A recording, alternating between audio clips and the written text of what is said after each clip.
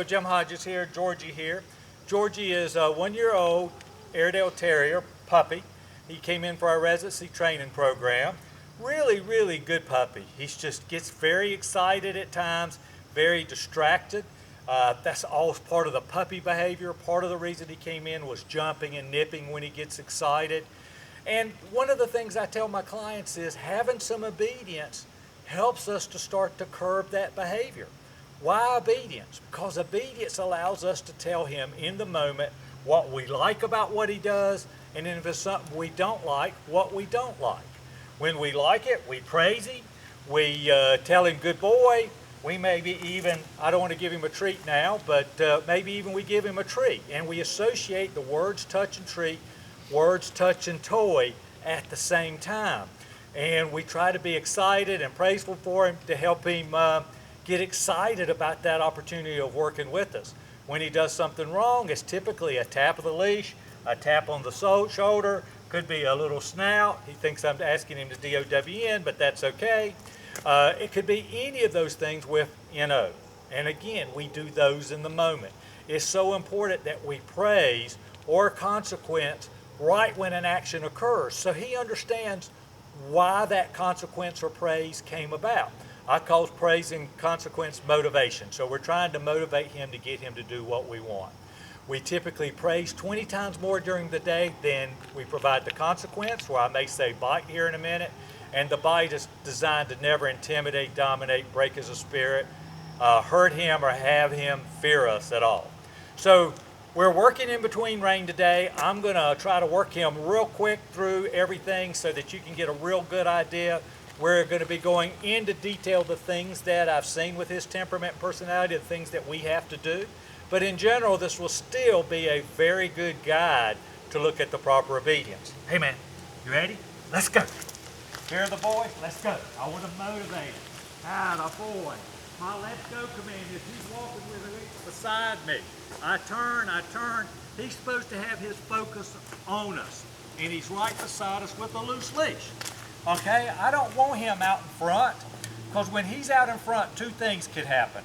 One, he's leading the walk, so he's becoming the leader. Two, out of sight, out of mind. As I said before, sometimes with prey, he gets a little excited looking at birds and squirrels and other dogs and other people. That kind of drive will get him excited. If he's up in front of us, we're not there to provide that calming counterbalance that we need. All right, so important. So let's go is beside us. In fact, we stop and start talking to someone that when we're walking down the street, he should never ever pull us on a leash again. So if I'm standing here talking and he starts to pull, I'm going to tap that leash right back to my hip. The same as I would do with let's go. If he started getting in front of me, I would tap the leash right back here. Just like that. That's the consequence. It's not designed to hurt, okay? If he goes out that way, I would tap it here.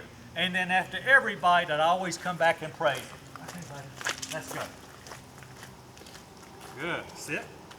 Hand signal for sit, good boy. Sit means sit. It doesn't mean sit and get a treat or do the command and then you can run and do something else.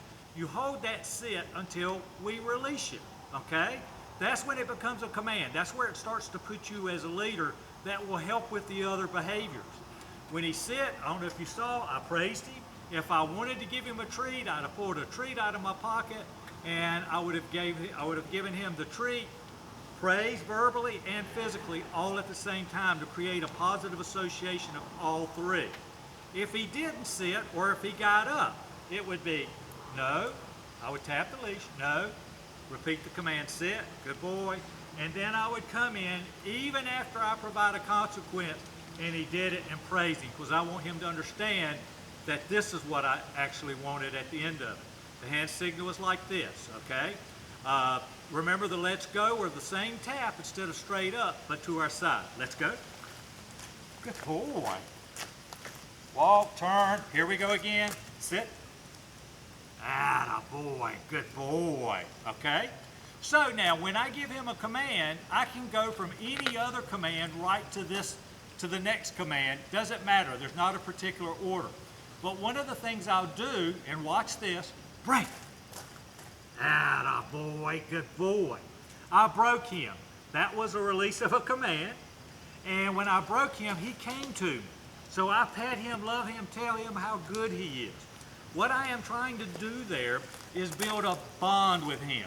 Teach him that when he's working, when I release him, that he can come to me, good things are going to happen, okay? I'm going to pet him, I'm going to love him, I may give him a treat, I may give him a toy, but good things. Then when we're out in the yard or in the house and he's not on the leash and he runs up to us, we're going to pet him and love him and send him on his way. That's the first step to getting him to come to us off leash. This obedience is a great start for off leash training, but we can't really take this training till we get to the point that he's obeying us 8 to 9 times out of 10. So I went, break, and I stepped away, he came to me, pet him and love him. And you're going to see that with the COME command in just a second. Let's go. Sit. Good boy. Good boy. Hand signal. He comes. See, he sat. No treat, but good boy. Atta boy. Now when he sits, when he comes to me and sits, he has to hold it until I release him. Okay? So releasing is break. Again, look, he comes to me. He was looking the other way, seeing what was happening over there. But as soon as I broke him, he turned and came back to me. Hand signal is like this. He's to come. He comes, he sits, and a boy, good boy. That could be a treat, praise, words.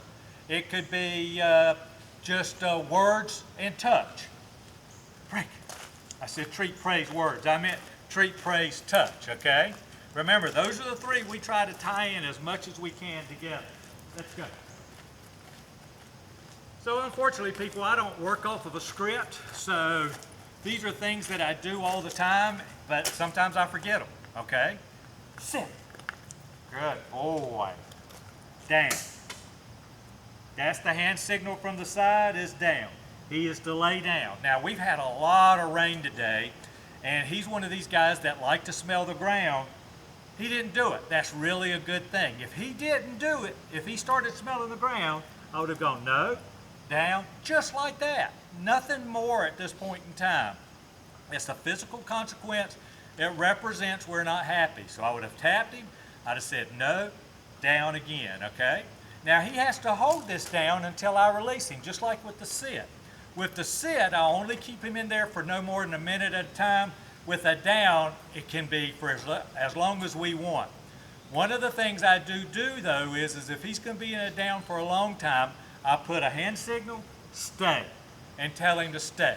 Now when I put that hand signal, if he wanted to smell the ground, if he wanted to lay on his side, if he wanted to chew a bone or something like that, he could do it as long as he stayed down.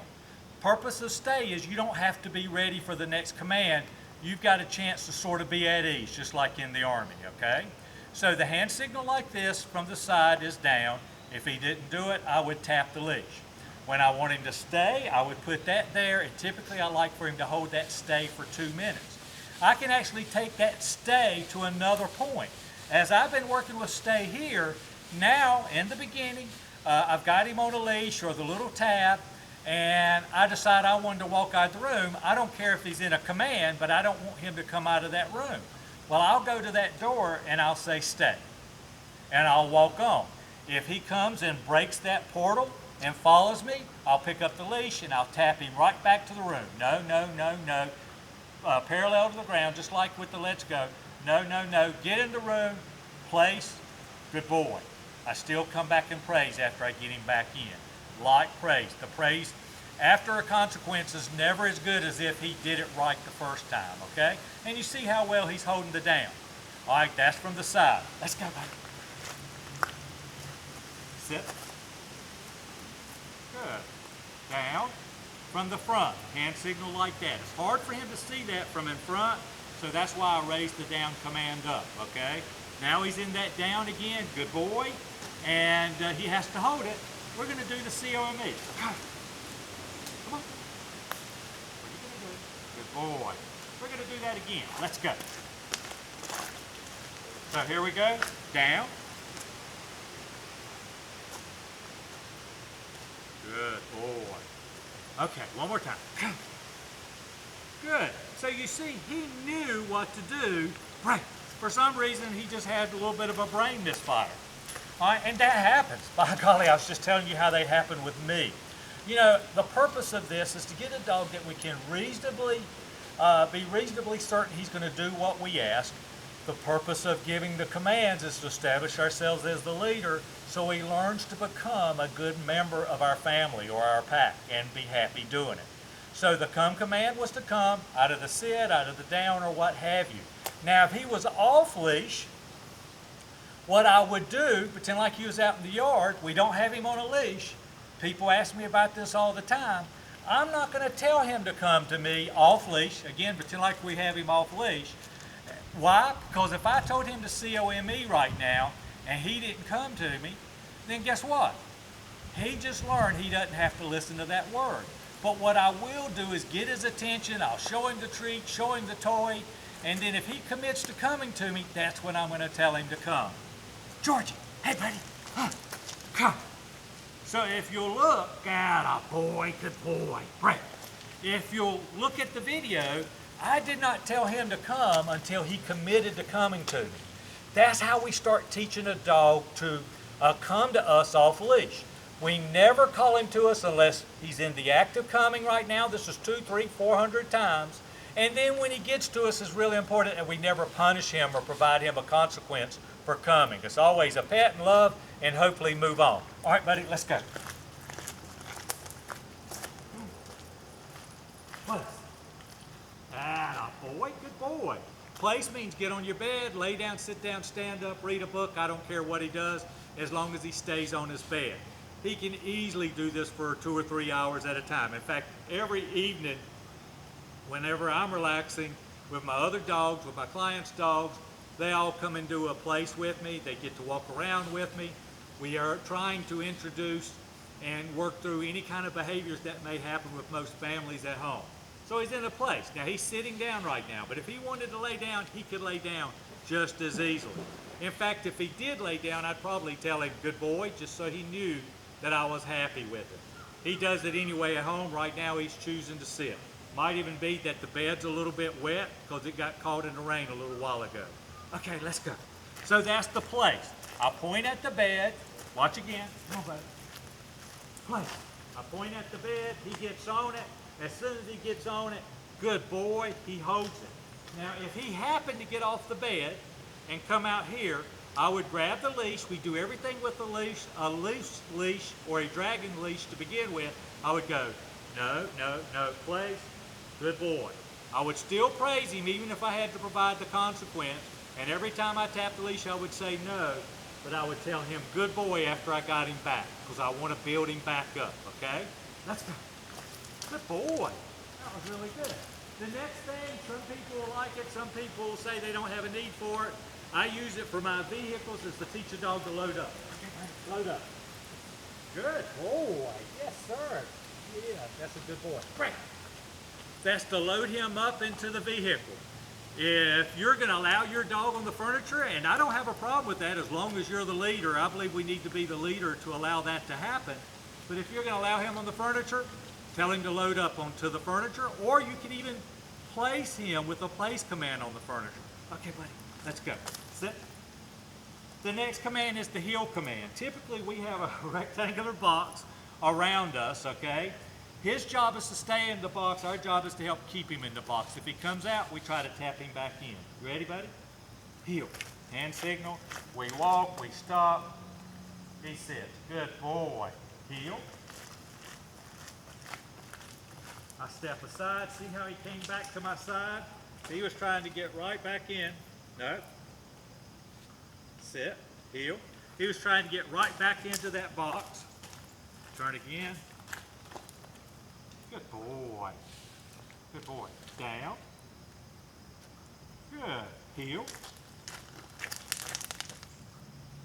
Step off. He stays there. Break. Until I break him and release him and tell him good boy. So basically, those are our commands. Commands are important. Okay, for example, if our dog was to start to jump or nip or mouth on us, these are behaviors we don't like. Right now we get exasperated, we say no, some people knee them, things like that.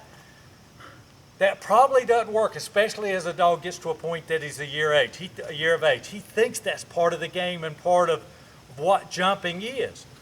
Now that we've started teaching him obedience, if he started to do that, it would be a light tap, and we would tell him no. Okay? Then we might come up and say, hey, buddy, what you doing? And he would jump on us all the time when he first came. Good boy for not doing it, okay? That's how obedience starts to work on behaviors. It's just real important to be upbeat with him. We've got to excite him. In fact, with Georgie, we want to be more over the top with excitement and make sure we dial down the consequence, okay? I know at a year of age, we really come in and we try to do all kinds of things to get our dogs to listen. They don't always work. Now we want to come from a point of strength, but it's positive strength. We praise, praise, praise. And then the only other thing we do, as you see him here, is we work slowly in between the commands right now. Okay, giving him a chance to digest. And as we move on, we just start working much faster. And he starts to understand. The biggest thing we don't want him to do is anticipate our commands, so we mix them up. So know that you can call me. I'm always here for you. And all you got to do is pick up the phone. Call me, 336-945-3232. JimHodgesDogTraining.com. Facebook, I'm Jim Hodges Dog Training. And I'm here for you if I can be there. There's never, ever another charge for any follow-up obedience as long as you come to me. I think he's going to be a great guy. I think there's a learning curve, and it's real hard for people sometimes, but we just break it down to the most simple motions to start to teach. And we make sure we do what? We praise 20 times more than we bite. We try to be upbeat, and we always finish any obedience on a positive note. Thank you so much. Take care.